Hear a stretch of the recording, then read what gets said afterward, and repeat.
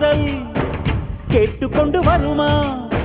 தோட்டத்துக்குள் பறவை வந்தால் வேலி என்ன தடுத்திடுமா? காதல் காட்டு செடி போலே கட்டளைகள் போடும் போதும் பூக்கள் பூக்க மறுத்திடுமா? புலி வாழும் குகையுள்ளே கிளி வாழும் வீரத்தை